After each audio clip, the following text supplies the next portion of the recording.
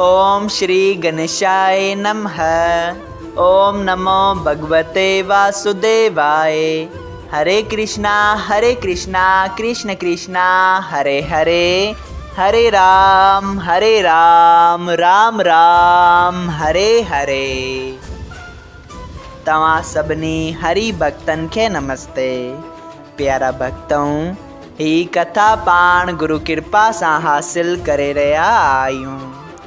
श्री गणपति सरस्वती जो दरे ध्यान करिया थो मां भागवत महापुराण जो बयान, जंहिंमें व्यासदेव ऐं श्री सुखदेव जी कयो आहे श्री कृष्ण लीला जो गुणगान। सभई चओ जय भागवतम महापुराण।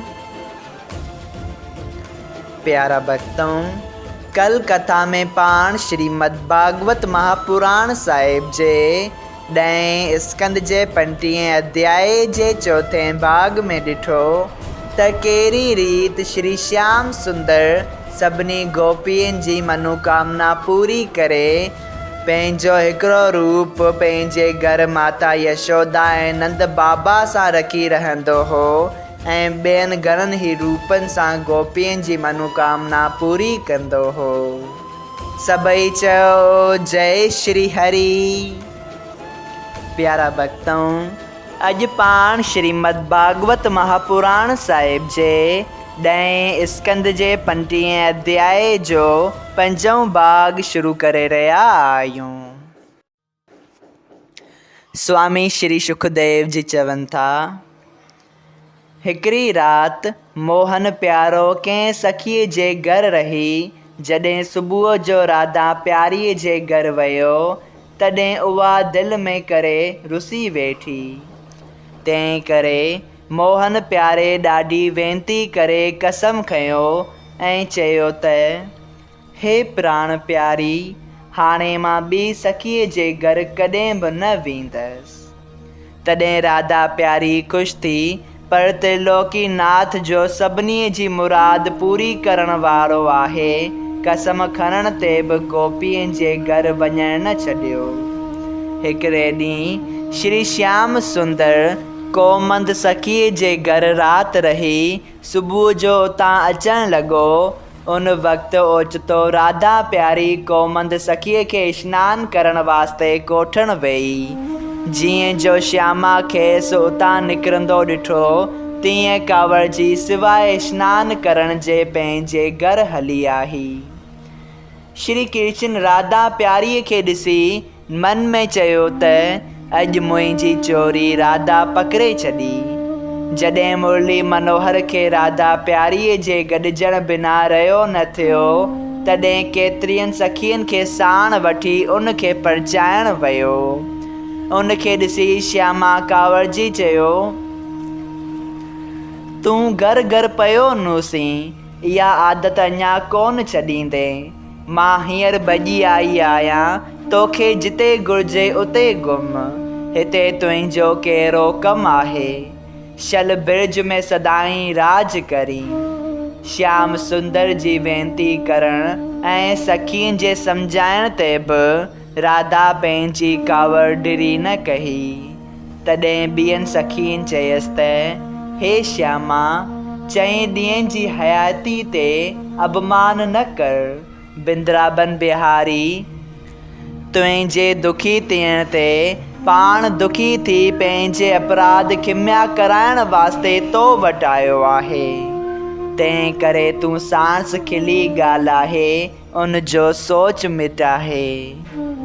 इहो ॿुधी श्री राधा प्यारी चयो, जंहिंजे घर सॼी राति श्याम सुंदर रहियो आहे, उते ई वञे।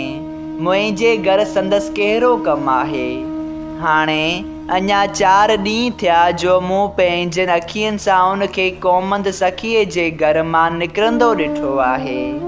तंहिं करे हींअर मां संदसि लाइक़ु न आहियां। अहिड़े मन हरण ऐं ठग आदमीअ सां प्रीत करे केरु ख़राबु थिए। जॾहिं सखियुनि जे सम्झाइण सां राधा प्यारीअ न मञियो, तॾहिं सखियुनि श्याम सुंदर खे चयो त असां सम्झाए थकियूं आहियूं, पर श्यामा नथी मञे। हाणे तूं पाण वञी परचाईंसि। प्यारा भक्तऊं, ईअं चई सभई सखियूं पंहिंजे पंहिंजे घर हली वयूं। तॾहिं नंद कुमार बि उतां ॿाहिरि हलियो आयो, पर उन जे मन न मञियो। तॾहिं स्त्री रूप थी श्री राधा वटि वञी श्री कृष्ण तरफ़ां ही नियापो ॾिनो त हींअर मां तुंहिंजे मिलण वास्ते वृंदावन जे कुंज में वेही हुअसि। तोखे उते न ॾिठमि, पर श्याम सुंदर तुंहिंजे रुसण करे दुखी थी विलाप थो करे। मुंहिंजे पेरनि पही ॾाढी वेनती करे तोखे घुरायो अथसि। तूं अभिमान छॾे मोहन प्यारे वटि हल। ईअं चई स्त्री रूप मोहन प्यारो श्यामा जे चरणनि ते किरी वेनती करण लॻो। जॾहिं राधा प्यारी उन स्त्रीअ जी वेनती करण करे ख़ुशि थी हली, तॾहिं श्री श्याम सुंदर पंहिंजो निज रूप रखी श्यामा खे गले लॻायो। ॿिन्ही ॾाढी ख़ुशीअ सां हिकिड़ी थालीअ में भोॼन कयो ऐं ॾाढी प्रीत कयाऊं। अहिड़ी तरह मोहन प्यारो राधा ऐं ॿियनि गोपियुनि जो मनोरथ हमेशा पूरो कंदो हो। सभई चओ जय श्री हरि।